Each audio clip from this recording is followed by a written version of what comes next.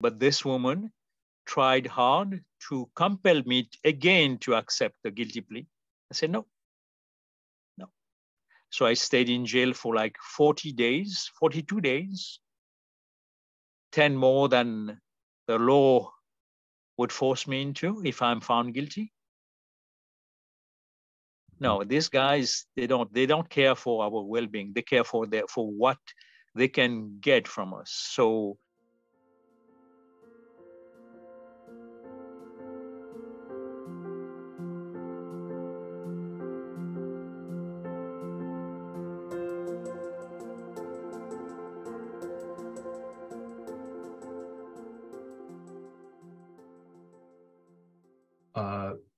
welcome to the Trauma Talks podcast. My name is Gavin, and I'm here with Danee today. And Danee's gone through a tremendous amount, is incredibly strong and resilient, and certainly has a great history to talk about. Danee, if it's okay with you, first and foremost, welcome to the podcast.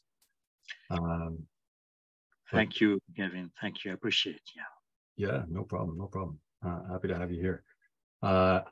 If it's okay with you, can we kind of start from the beginning, I suppose? Maybe how were you born in Canada? No, I was born in France. Okay. So when you were kind of growing up in France, did you have a relationship with your grandparents? Yes. I was able to. I only knew my maternal and paternal grandmothers. My father's mother lived with us, and I was very fond of her. I was also very fond of my father's mother. She was my closest grandparent, without question.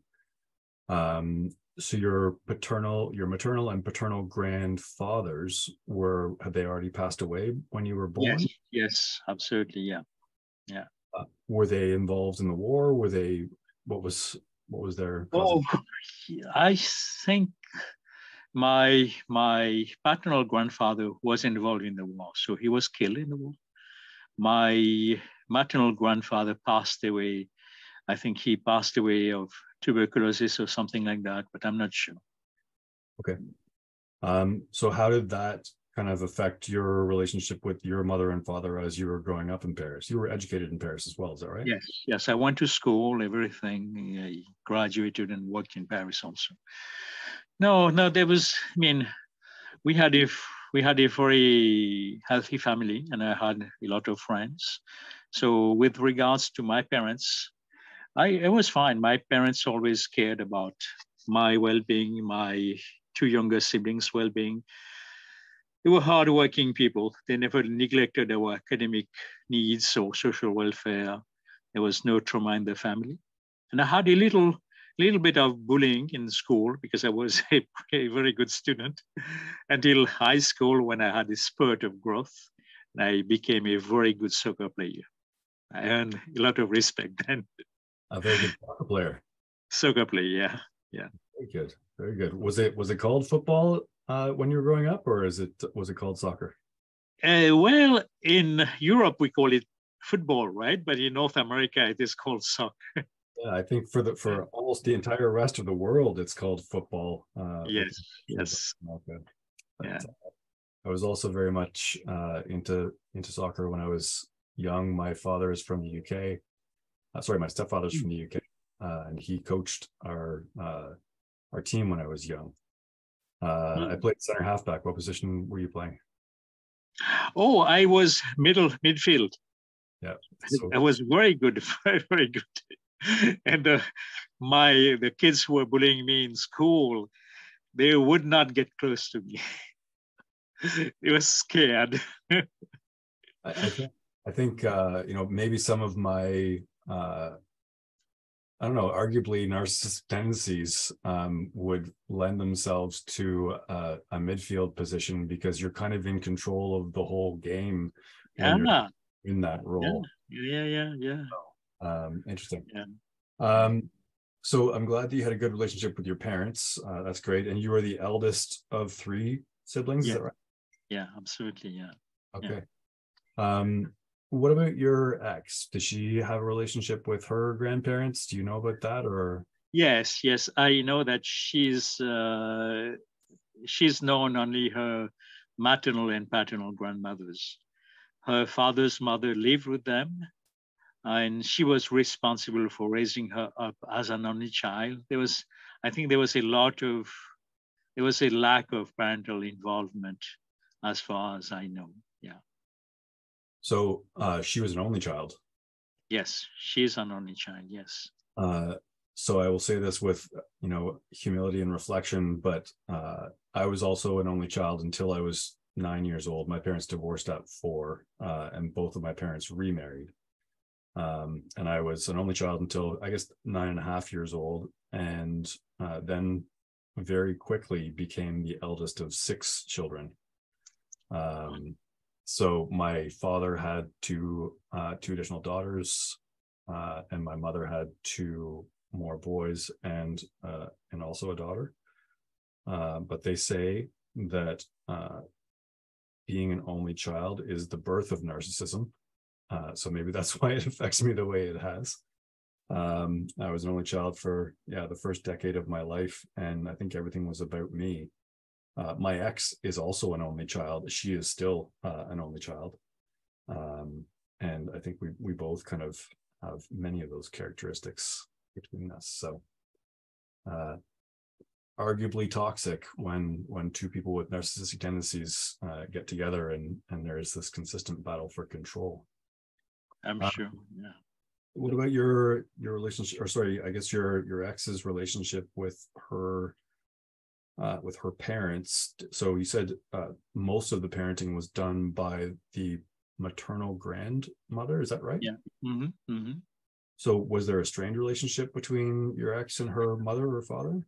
No, I don't think so. I just think that's how she was brought up, because her parents trying to work and make a living, however because they've been working since they were 16 years old. They've not been to they've not completed high school, neither of her parents. She comes from a very rural background, which adds more to our situation as a family, right? Mm-hmm. Her parents, from what I've witnessed, are very racist. They never approved of her dating a colored man. Okay. So do you think that there was some level of discrimination? Oh yeah, yes. Okay. Yes, absolutely.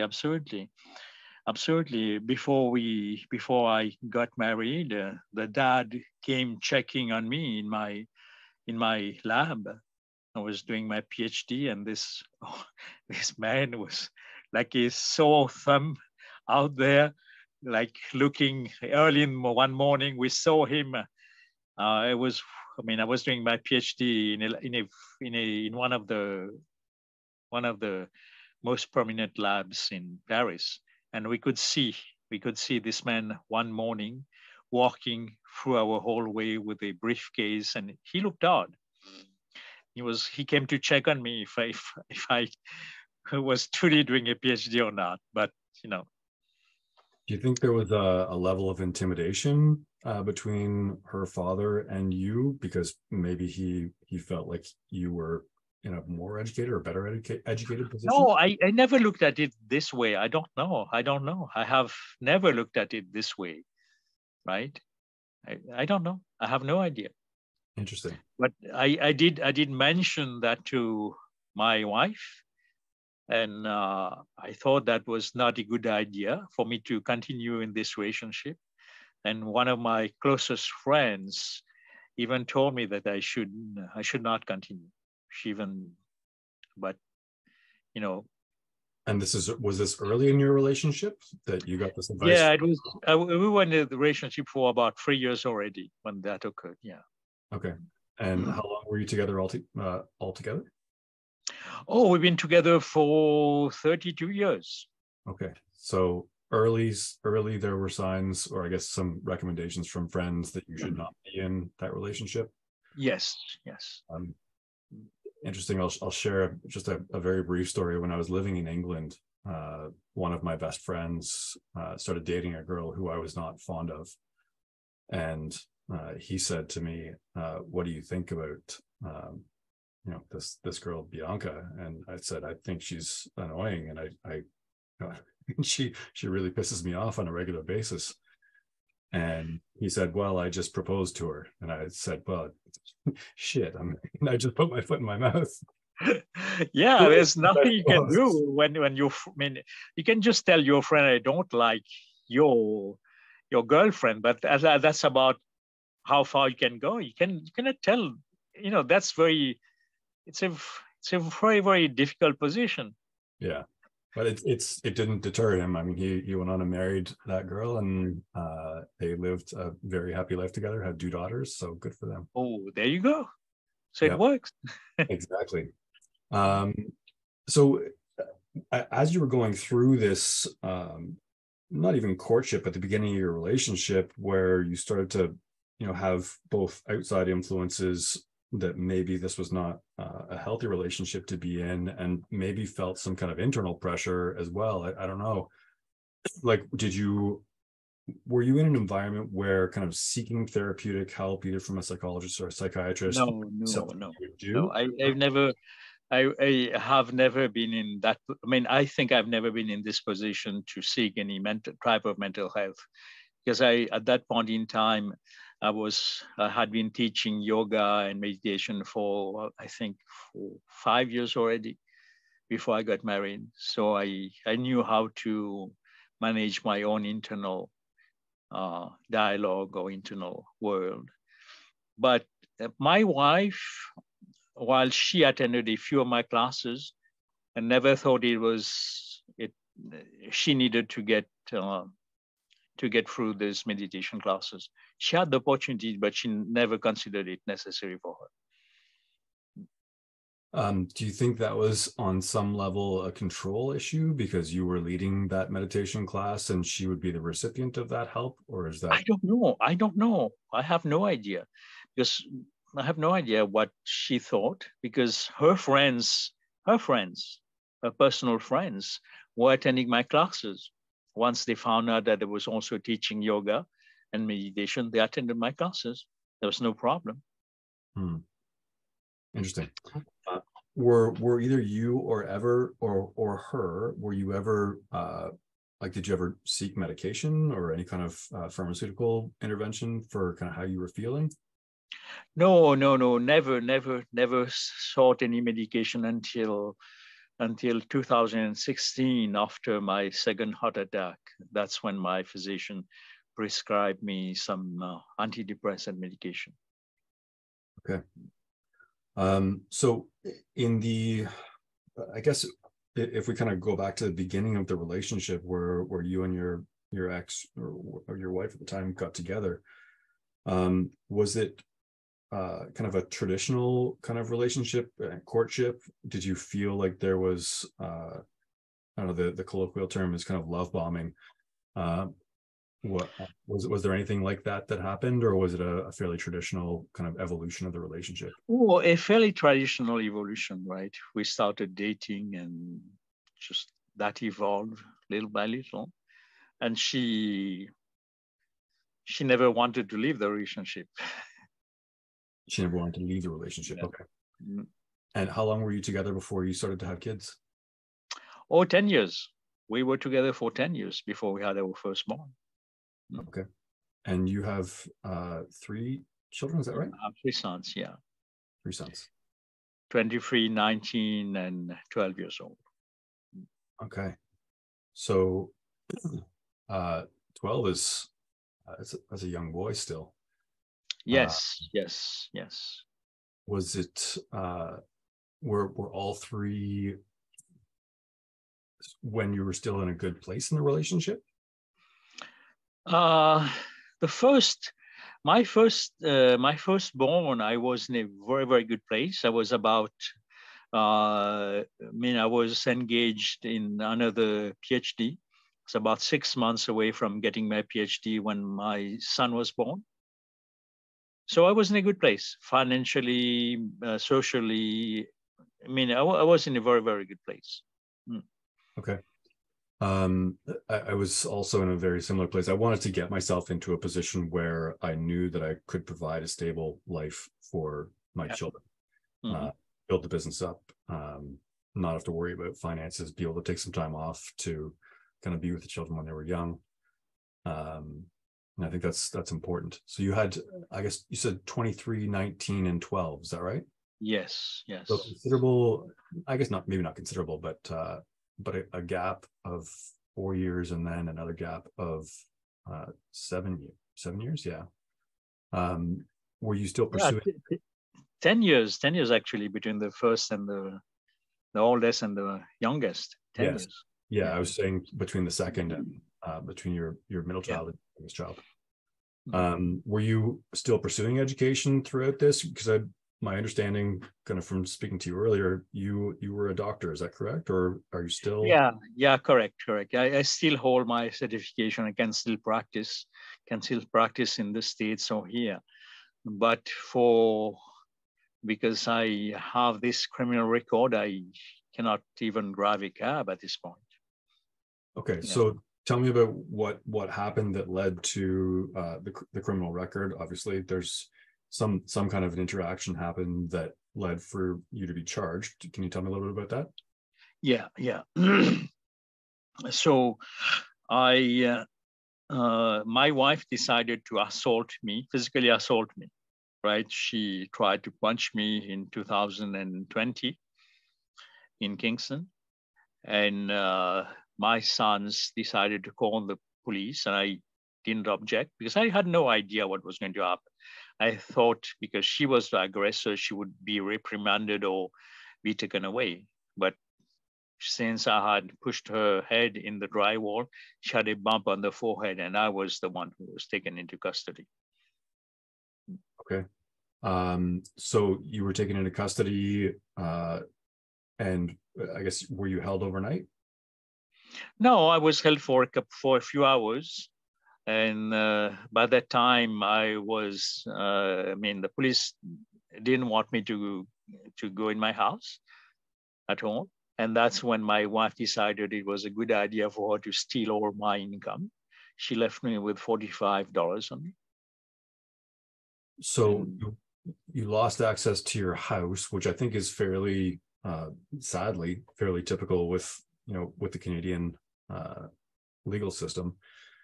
And I think you told me earlier that you'd kind of made all of your accounts accessible to your wife on the off chance that something would happen, that she wouldn't have to go through the process of gaining access. Correct. That's exactly what I've been doing over the last 20 years. Since I would say I love that woman. I don't think it's a very logical way of doing things, but that's how I felt. And I was very concerned about her welfare if anything would happen to me. So all my houses, all my income were put in both our names in case something would happen to me. She wouldn't have to go through the inheritance or she wouldn't have any legal trouble. Got it. Yeah. Were there, were there signs, like looking back on it, obviously, like hindsight is 2020, were there red flags or were there signs of either physical or emotional or financial abuse that happened before this kind of pinnacle event that led to you being arrested? Yeah. She's been very deceitful, lying. Like for the move that she pushed me into, she lied to her parents. She lied to her parents about us moving. Right? She told her parents that I had found a job in Canada. That was not the case. And every time she would complain about her parents trying to destroy her couple, but she would never be able to stand up to her parents. Never. She's never stood up to her parents. Mm-hmm. And she, I think, a few years back, she accidentally broke my oldest son's laptop. She was cleaning the room, and one of the frames just fell on the laptop and broke his screen. And my son, when he came back from school, he found his laptop broken and he was scolding his little brother, yelling after his little brother, but this woman never said anything. And I was the one who found out there was a trace on the cover of his laptop that indicated something would have fell on it. But she never took responsibility, just let it go, right? That was not good. That's one thing. And the other thing, after my second heart attack, declared dead on arrival at my own hospital, my surgeon who saved my life talked to her, explained to her how I was lucky, how my angels were working overtime, how stress had caused so much damage in my life. But she never lifted her little finger, never. And likely wouldn't have taken any responsibility or accountability for any of kind of her behaviors that may have added to that stress. No, she never did, never. Was there, looking back on it now, would you have considered, or did you consider leaving the relationship at any point in time, or did you just feel a duty to support your family, or can you explain to me what? Yeah, indeed. I thought about it multiple times, but had I been in France, I would have left her. But being in a country where we didn't know a lot of people, we still don't have a lot of friends. She doesn't have a lot of friends. I was worried about her welfare, right? And for my kids also. My kids are the reason that I stayed in this relationship. And I was very concerned about her own welfare. While I asked her multiple times, okay, find a job, go to school, I can pay. But she never did. Over the last 20 years, she never did. So she was a stay-at-home mom. She never kind of worked or earned an income of her own? No. She was working in France. She worked in France. But in Canada, no. Stay-home mom. Not that the funny thing is that in the beginning of our relationship, I was the one doing the cooking. So with my kids, I've taken care of my kids. I changed their diapers, given them their showers, their bath, fed them. There has never been any problem for me feeding or doing mundane domestic tasks. But she made that, she made that as an important thing she should do. Yeah, and I think certainly we can't generalize for everybody, but I think a lot of men enjoy the fact that they can be the sole provider for their family and can enable their partners to stay at home and to be caregivers for their kids. I think it's very important to have that caregiving relationship, as long as it's a healthy one. But I think that's something that men typically gravitate towards. So I certainly don't. I felt the same way. I wanted to be able to be a provider for my family. So I don't begrudge you for having that position, or not kind of being more insistent that she engage in work. On some level, I think that when a mother, or when somebody does engage in work, especially if they don't have a significant social circle outside of the family relationship, I think work can quite often build relationships that can be emotionally healthy. So in the absence of kind of social circle and work, I can see how that could be very isolating for her.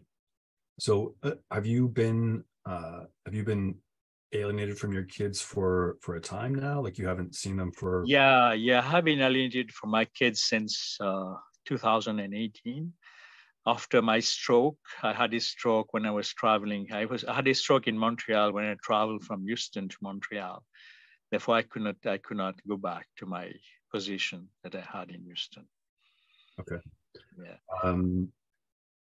How's your relationship with your kids now? Very bad. There's no relationship at all. My kids, my wife complained, had told her story to my sons, how she had been quote unquote mistreated by me, right? The only thing I did, I yelled at her from, around the end from 2014 to 2018, I was yelling at her to find a job and to get moving, because my oldest son was also going to the university, so it was difficult. So in the States, he was an engineering, he was studying engineer. So you know how expensive it can be in the States, right? $20,000 a semester. That's a lot of money. Of course. So I explained to her she needed to do something, but eventually I was yelling at her, and she explained to my sons how I mistreated her, how I was yelling at her.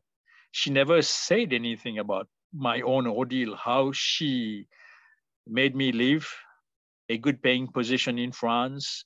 She never did anything for the welfare, for the financial welfare of the family. Never, ever.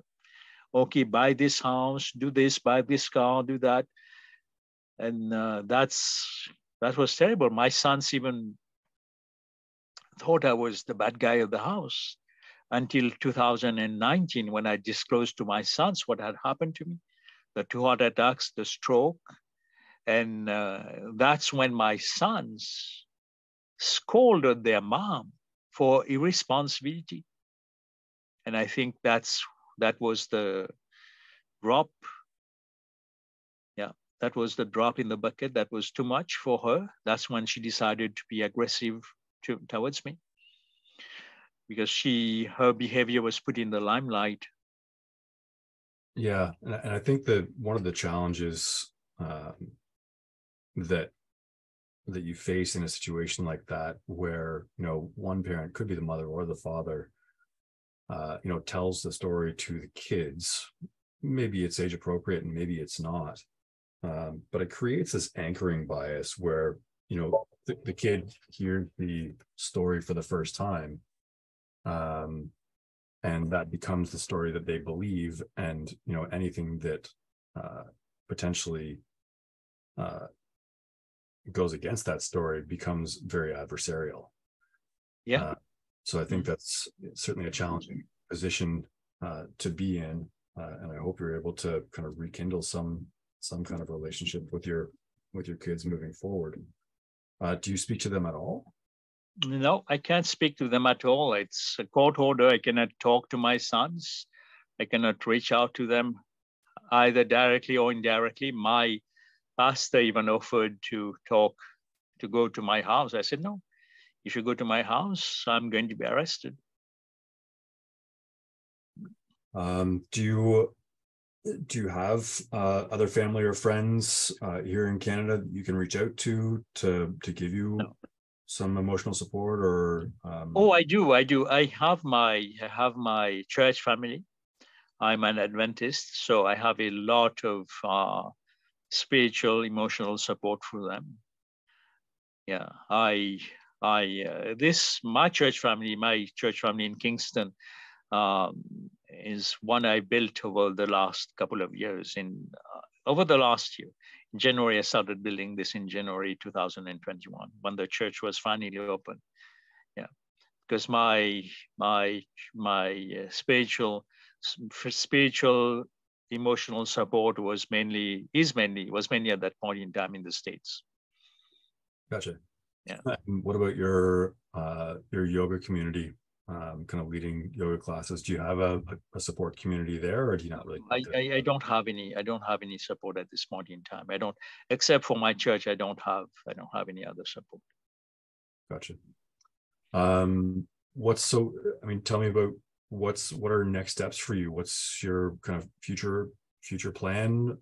You mentioned that you were looking at appealing the conviction, because you essentially pleaded guilty, if I'm not mistaken. Yes, I did plead guilty, but I was not in a proper mental state, and I was not on the right medication either. The Crown attorney worked on me for like 4 weeks, constantly plead guilty, because my sons did not want to testify in court against me. They could not. My son was constantly going to the bathroom. So she insisted so much but she's the reason why that was happening. So at that point in, Sorry, well, go ahead. she had coerced my son to consider me like the bad guy. While she's done that, she's coerced she worked on the distress. My sons were in a very distressed situation, right? So she took advantage of that. She's a kid. She's pretty much a kid, a 23-year-old crown attorney, hardly out of school. And that's what she did. And me. Yeah, I think and you were represented by legal aid at that point because you had lost access to your funding. Yes, okay.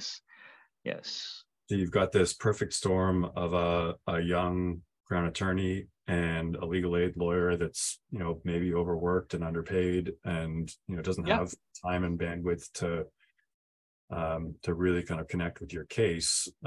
On top of that, you've just recovered from a stroke and you're kind of being coerced into a guilty plea just because the crown attorney wants to get it off their plate.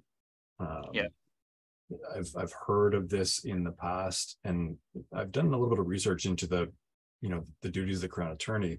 And under Canadian law, the crown has a responsibility to seek the truth and not a conviction.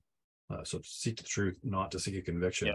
But it seems to me like quite frequently a crown attorney will seek the conviction because they're looking to get a win.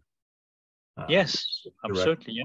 Directly contravenes their duty to represent the entire Canadian population. Like their duty is to protect you as well as. Yeah, absolutely. That's why they're it's incumbent on them to seek the truth. So you will go through the process of appealing that conviction.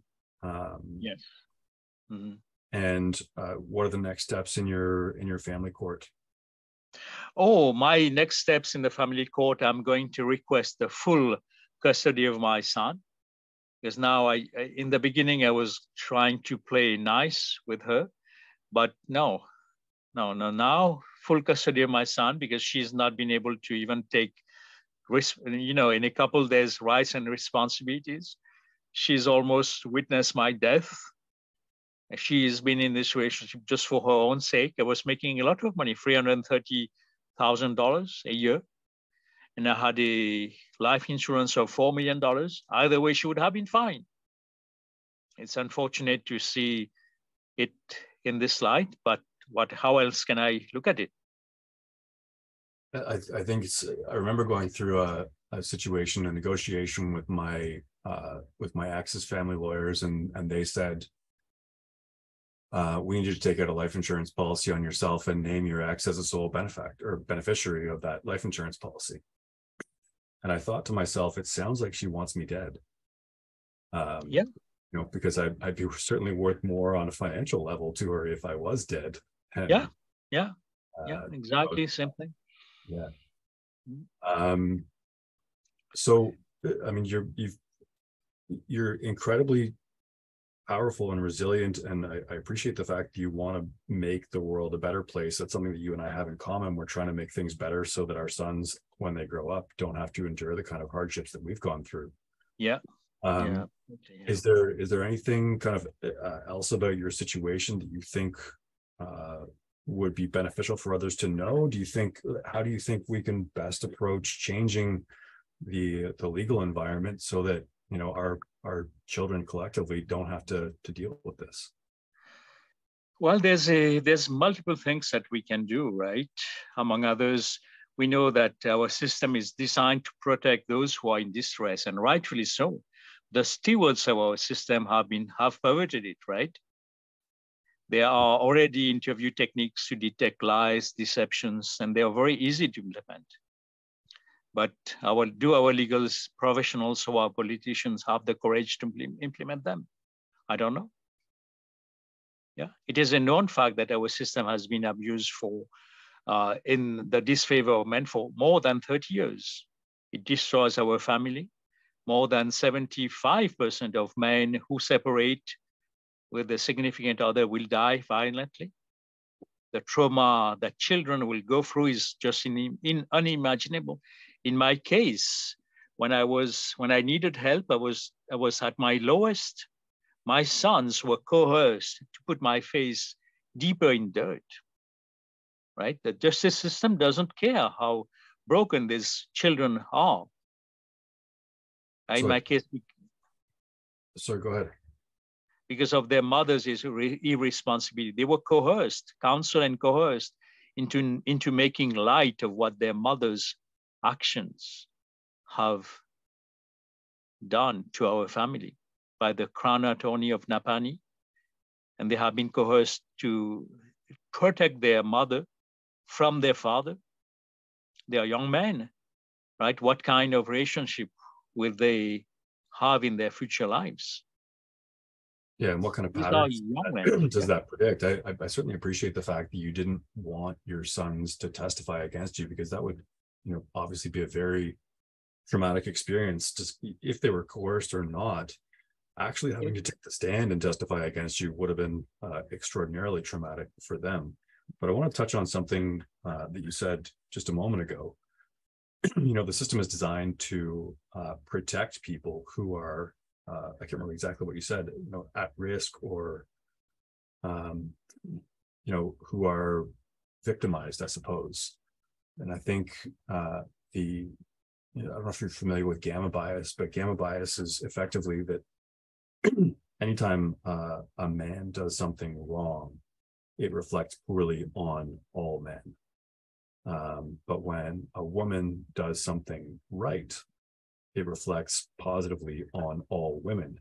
So there's this kind of this imbalance. And I think until such time as, we can convince the legal system that men can be in a deficit position, we can be oppressed on some level, we can be abused. I think it's going to continue to be an uphill battle. Yeah. I remember you mentioned at one point, was it when you were arrested that you'd taken some painkillers? No. I was arrested last. I was taken into custody again last October. October was it? Yes. End of October, because I had been depending on my friends for financial support. Right, I cannot work, so at one point in time it became started really eating me from the inside. So that's when I had gone to my family lawyer, had tried to make amends, tried to ease things out. But in the meantime, while I had been declared disabled by Canadian law, I had not received a penny from them. For 2 months, I had received my acceptance letter. They had gone through the medical records, everything. They had found me disabled by law. And it was so bad. I had a steak knife, a big steak knife on my bed for a week. I don't know if I would have cut my throat or my wrist, I don't know. But the day I was arrested, again, I had swallowed the remainder of my sleeping pills. I don't know how many there was in. Prescribed medication, right? Prescription medication. Swallowed them. And I had sent a goodbye. I sent a final note to one of my friends, telling her to send a specific note to my kids that I love them and whatnot. That thing, right? Traditional. But this woman made such a stink to the Crown Attorney. She threatened the Crown Attorney with legal lawsuit. And guess what? Within the 30 minutes, I had sent my goodbye note to my friends. Police were knocking at my door, and these idiots wanted to take me in custody. They didn't even realize I had swallowed so many sleeping pills. I was shaking like crazy. This is not the amount. You take one pill, you don't take, 10 or 15. Like I was shaking, I was like shivering.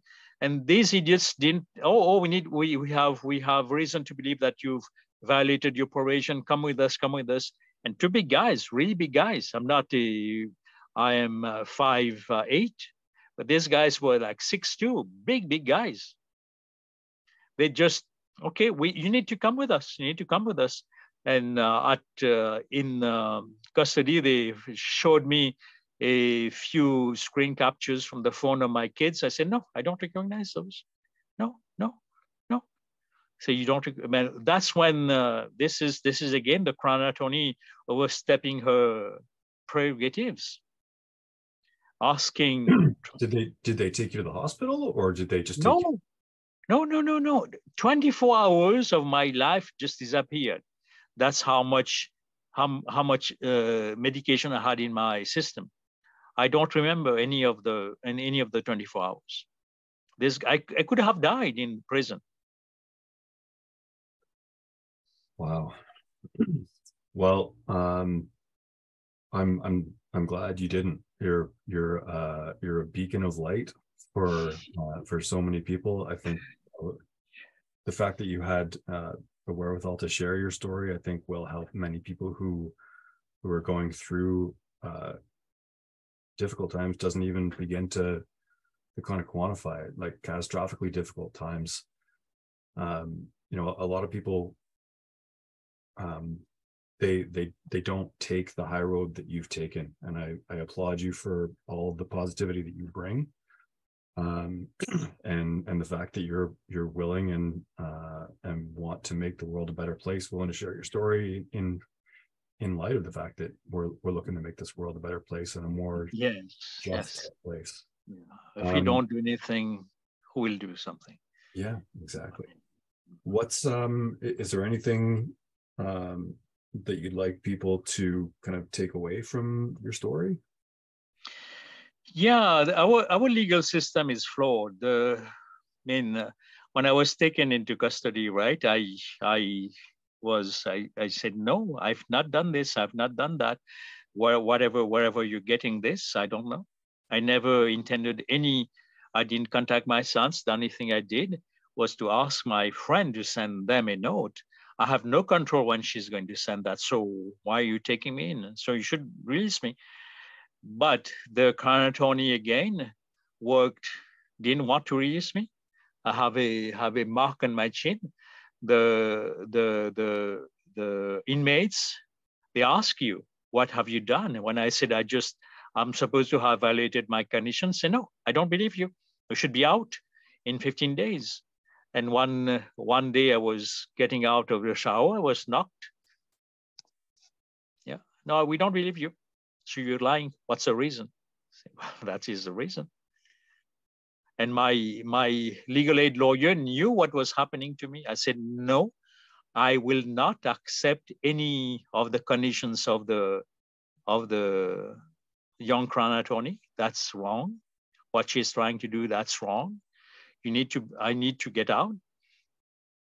I had already a couple of ladies from my church, from my Adventist church, one old professor, and the wife of another professor of Queen's University was my surety. But this woman tried hard to compel me again to accept the guilty plea. I said, no. So I stayed in jail for like 42 days, 10 more than the law would force me into if I'm found guilty. No, these guys, they don't care for our well-being. They care for what they can get from us. So our system needs to be reformed also on that level. So the Crown Attorneys, no. The reality is what it is. Well, I was also incarcerated for not quite as long as you were. I think about 29 or 30 days. And I was also assaulted in jail, and they broke my ocular bone here at 2 spots underneath my eye, and I had to have reconstructive surgery after I was released from jail. And I think, when something like that happens, it puts the Crown on their heels, because there was no conviction at the time when I was assaulted in jail. But if they don't achieve a conviction and you were unjustly assaulted for being incarcerated when you shouldn't have been incarcerated, then that exposes the Crown to even more liability. Yes. For taking the position that you should have been kept in custody. Yeah. And my legal aid lawyer, because my friend sent, I think, 300 pages of how the Crown Attorney abused her position, how many criminal code articles she violated with regards to me and regards to my son. My legal aid lawyer has access to that file. And out of those 300 pages, she pulled out 15 page regarding the psychological assessment of my wife out of my own hypnotherapy, right?